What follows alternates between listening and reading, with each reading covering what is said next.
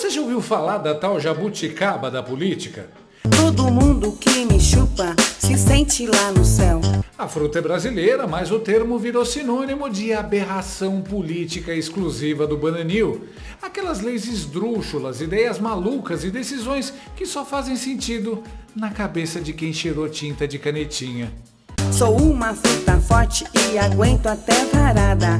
Agora, imagina se essa jabuticaba ganhasse forma humana. Jabuticaba, jabuticaba. Não uma forma normal, claro, mas uma criatura decadente, mofada, meio líquida, meio gosmenta, tipo o Moon-Ra dos Thundercats saindo do sarcófago depois de um churrasco com cachaça. Pois é, essa jabuticaba ambulante atende pelo nome de Lula. O homem que achou que dava para resolver a guerra da Ucrânia com cervejinha artesanal, agora quer enfrentar as tarifas do Trump com jabuticaba. Literalmente. É como tentar apagar incêndio com gasolina e ainda reclamar do fogo. Bem-vindo ao Bananil, onde o absurdo não é exceção, é política de governo.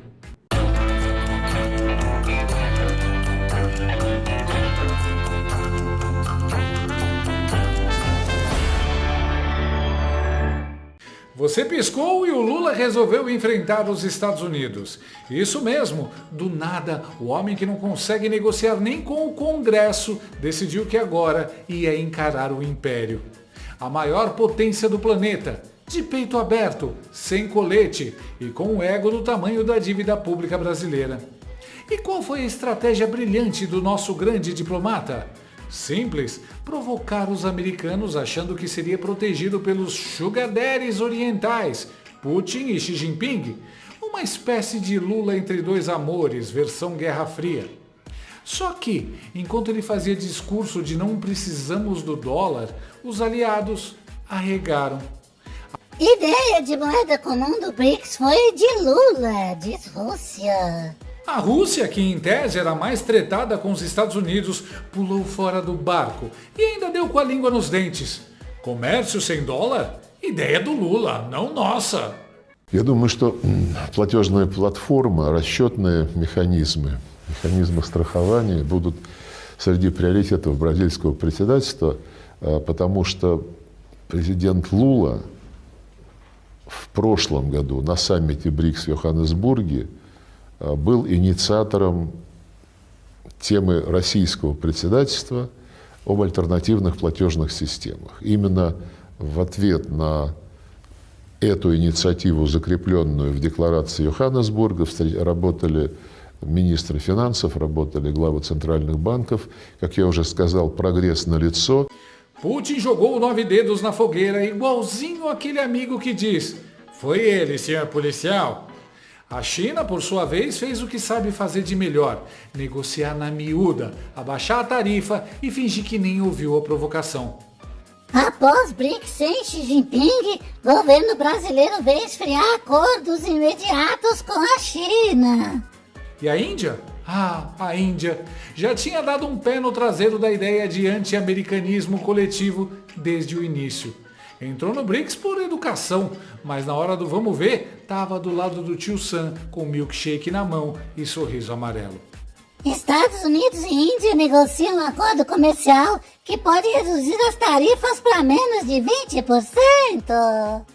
Resultado, a sopa de letrinhas BRICS virou B. Ixi, as letras R, I e C caíram fora mais rápido que militante de esquerda fugindo de debate com Nicolas Ferreira. E lá ficou Lula, o grande herói solitário da revolução imaginária, sendo desmoralizado por Donald Trump, que, com uma única frase, fez o Brasil inteiro entrar em pânico. Deixem Bolsonaro em paz. Foi o bastante para desmoronar toda aquela fanfic de resistência global contra o imperialismo. O Lula achou que estava liderando uma Liga da Justiça alternativa, mas estava mais para Clube dos 5, versão geriátrica e sem o café da manhã. O mais irônico, o 9 Dedos tentou pagar de valentão internacional no exato momento em que o mundo inteiro está tentando negociar com os Estados Unidos. Burrice estratégica com piadas de surto narcisista. Um espetáculo diplomático digno de framboesa de ouro. No fim das contas, o recado está dado. Se o Lula achava que estava jogando War com os amigos do BRICS, descobriu que era banco imobiliário e o Trump acabou de comprar todas as casas da Paulista, com um imposto de 50%. A verdade é que Lula, o homem que já foi chamado de gênio da política, pai dos pobres e até de guerreiro do povo brasileiro, hoje não passa de uma mistura de macunaíma com Alzheimer e o tio do pavê depois do terceiro copo de Dreyer. Na sexta-feira, ele provou de vez que o último neurônio dele pediu as contas e se mandou para o Uruguai. O show? Um comício fechado, só com um militante domesticado, onde o Nove Dedos soltou espuma pela boca contra Donald Trump, Jair Bolsonaro e o filho Eduardo. Faltou só espancar um boneco inflável e sair chutando o ar. Aí veio o momento pastelão. Lula zombando do Eduardo Bolsonaro, dizendo que ele foi para os Estados Unidos pedir ajuda ao Trump. Sente que imagem triste. Porque a coisa mandou um filho que era deputado se afastar da Câmara para ir lá ficar pedindo: ô Trump, pelo amor de Deus, Trump, solta meu pai, não deixa meu pai ser preso, sei das contas. É preciso essa gente criar vergonha na cara. É preciso criar vergonha na cara.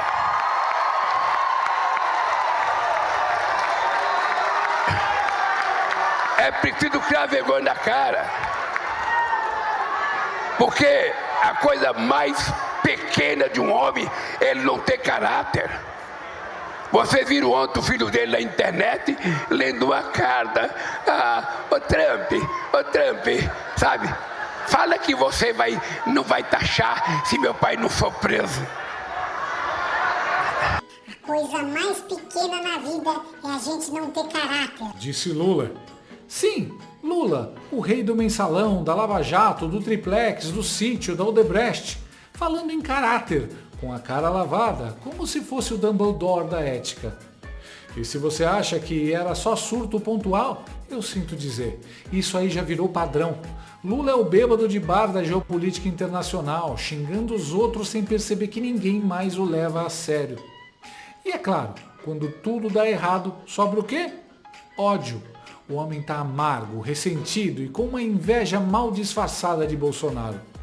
Você percebe que ele queria mesmo era ter o apoio dos americanos, o carinho do povo e a influência internacional do Bolsonaro.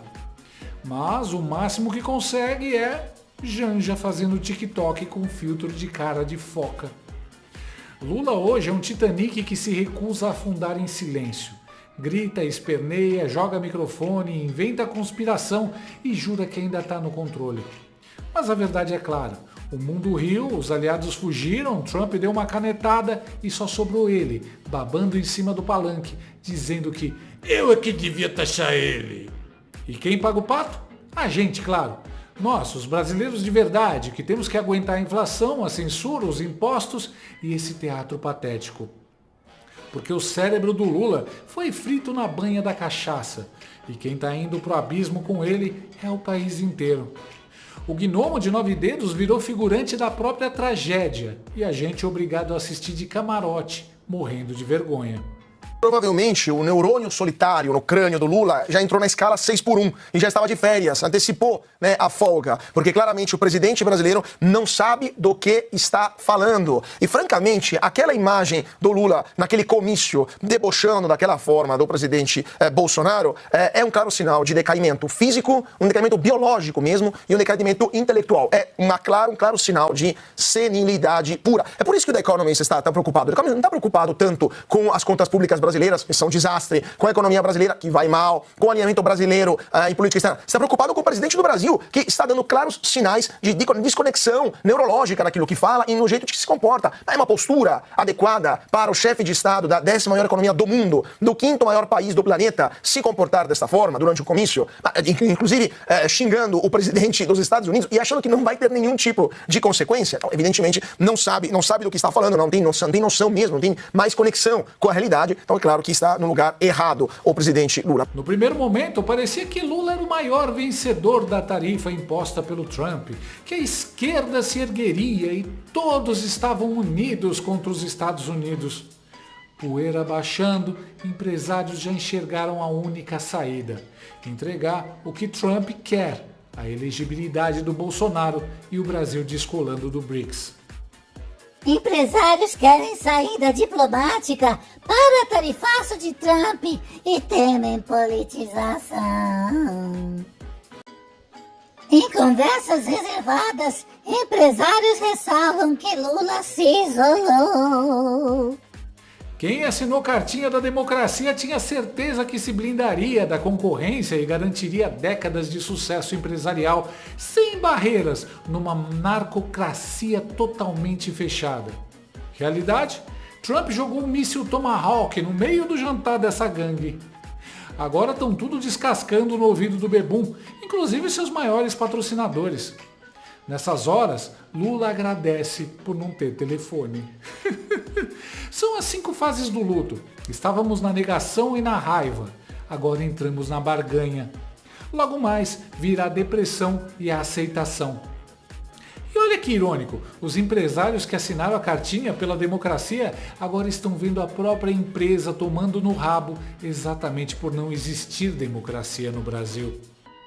O presidente da Suzano Celulose, que assinou a cartinha, estava puto da vida com Lula.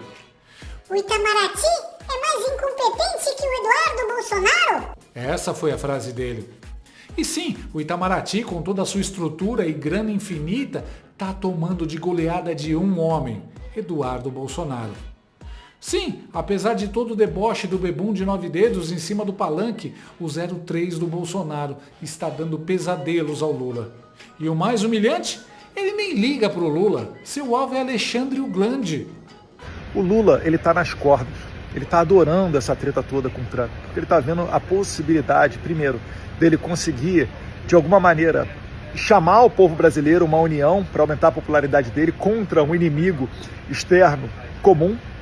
E segundo, né, o Celso Amorim, o sonho dele é jogar o Brasil em outro eixo, o eixo do mal, né, o eixo que não respeita as liberdades, dissociar de vez dos Estados Unidos. Esse é que é o sonho dessas pessoas, né, a despeito de toda a cultura, história e proximidade em valores que nós temos dos Estados Unidos, que sempre foi o farol da liberdade, a referência de democracia.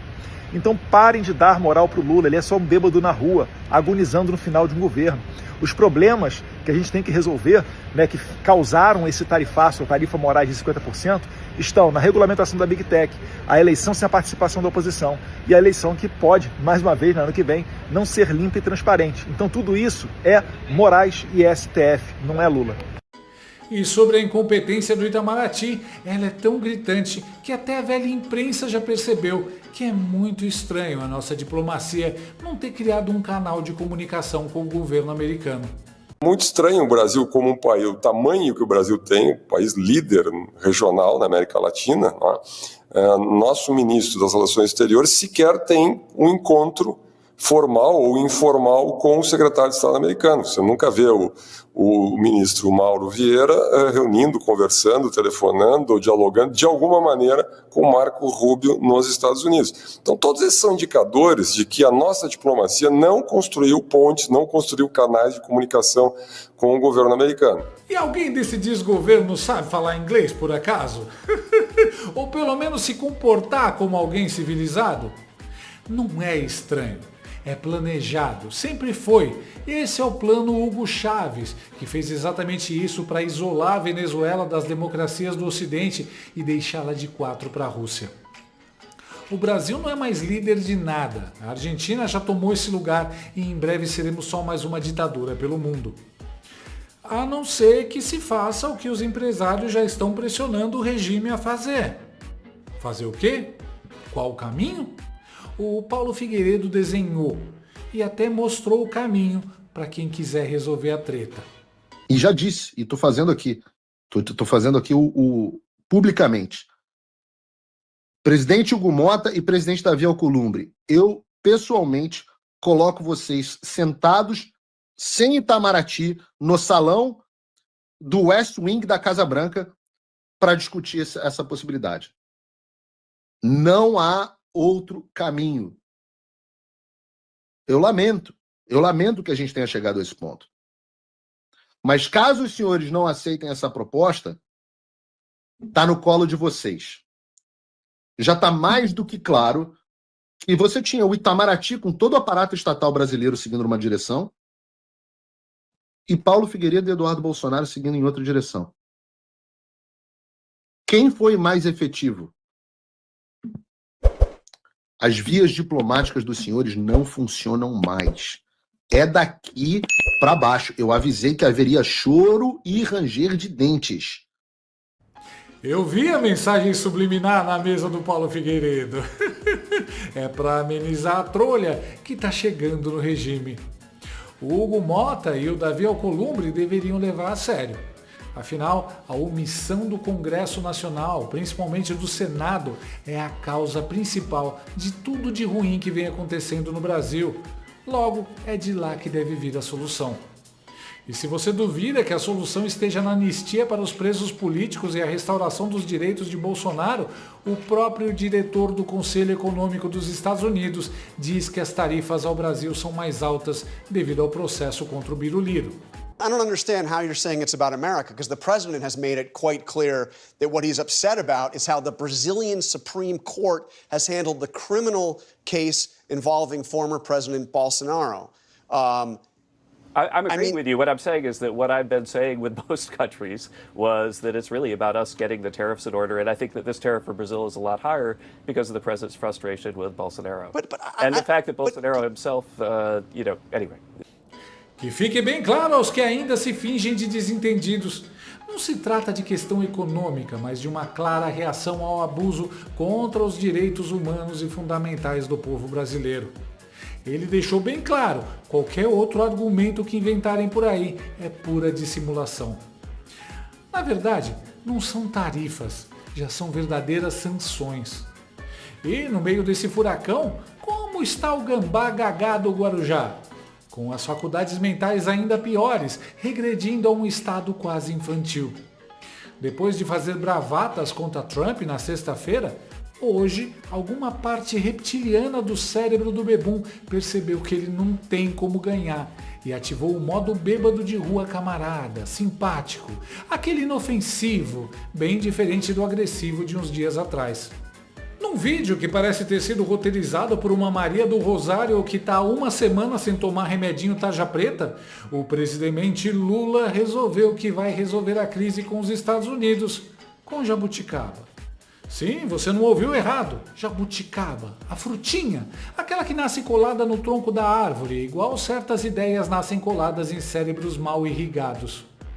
Com um olhar que misturava tédio e cachaça no café da manhã, o Nove Dedos disse que vai levar jabuticabas para Donald Trump, porque, segundo ele, ninguém fica de mau humor comendo jabuticaba. A lógica é simples. Se a diplomacia desandou, a solução é uma salada de frutas. E quem discordar é golpista, fascista, intolerante com frutas tropicais. E para completar o pastel de feira com recheio de vergonha alheia, Janja, que sempre entra em cena quando falta seriedade, emendou na legenda. Duas coisas genuinamente brasileiras, jabuticaba e presidente Lula. Faltou só incluir dengue, PCC, Comando Vermelho e roubo de aposentados. Enquanto isso, o ministro Rui Costa anunciava que o governo vai retaliar os Estados Unidos com medidas além das taxações.